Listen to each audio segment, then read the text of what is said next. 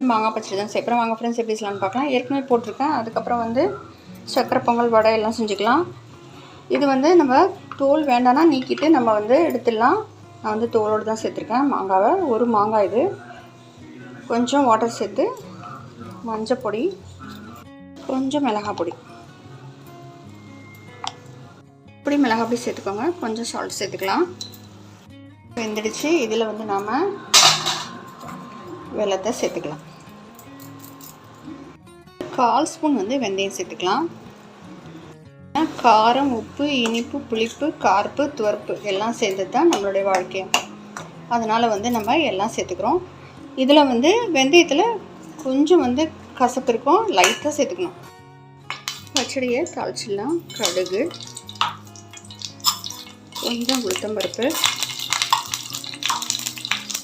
வரமிளகாய். ஸ்டவ்வை ஆஃப் பண்ணிவிடுங்க.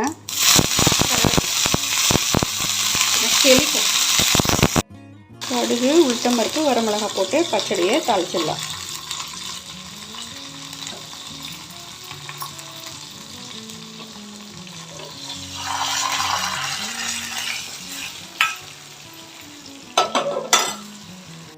கொஞ்சம் வேப்பம்பூ சேர்த்துக்கலாம். இது வந்து துவர்ப்பு.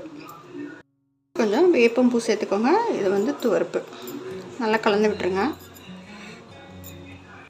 சக்கரை பொங்கல், அதுக்கப்புறம் வந்து கத்திரிக்காவும் மாங்காவும் போட்ட சாம்பார், அதுக்கப்புறம் மாங்காய் பச்சடி, அதுக்கப்புறம் வடை ரெடி ஆகிடுச்சு. உருளைக்கிழங்கு வறுவல், அப்புறம் ஏலக்கி பருப்பு. அவ்வளோதான் ஃப்ரெண்ட்ஸ். இப்போ வந்து படைக்கலாம்.